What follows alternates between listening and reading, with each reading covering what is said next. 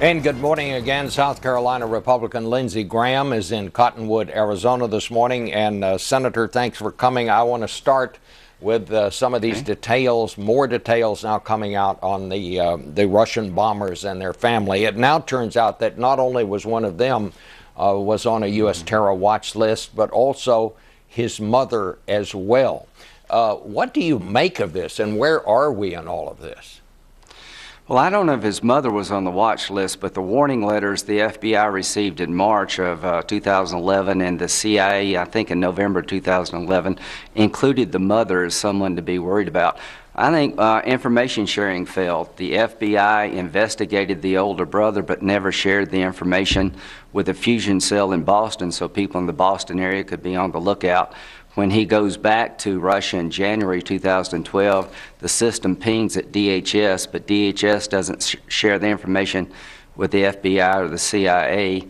And when he comes back in 2012, he creates a YouTube channel of his own making where he got radical extremist videos that he's watching and interacting with. So it's a failure to share information and missing obvious warning signs. We're going back to the pre-9/11 stovepiping.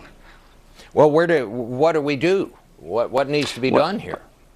A postmortem. We need to find, how could you miss the fact that the guy, you were informed by a foreign intelligence service, you got a radical in your midst.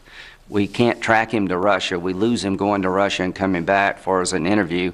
And when he goes on the internet for the whole world to see, to interact with the radical Islamic websites, how do we miss that? So we're going to have to up our game. And when these guys goes into the system and they leave the country, we've got to make sure we know where they're going and interview them. And when somebody in the database like this begins to openly interact with radical Islamist websites, an FBI agent should knock on his door and say, you told us before you wanted to be an Olympic boxer. You love this country. What the hell is going on here? We're watching you.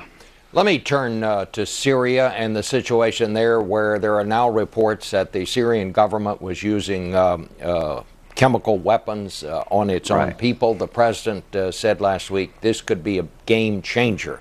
Are you satisfied with the approach the administration is taking? No, I haven't been satisfied for a long time. But having said that, Syria is difficult. After the briefing with Secretary of State Kerry, which was powerful, 4 things are going to happen if we don't change course in Syria. It's going to become a failed state by the end of the year. It's fracturing along sectarian ethnic lines. It's going to be al-Qaeda's safe haven.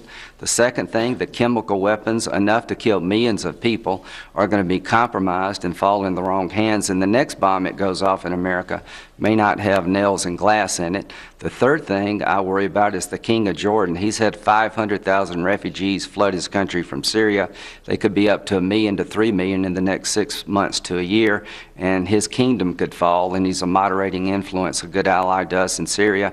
And the fourth thing, if we keep this hands-off approach to Syria, this indecisive action towards Syria, kind of not knowing what we're going to do next, we're going to have a war with Iran, because Iran's going to take our inaction in Syria as meaning we're not serious about their nuclear weapons program.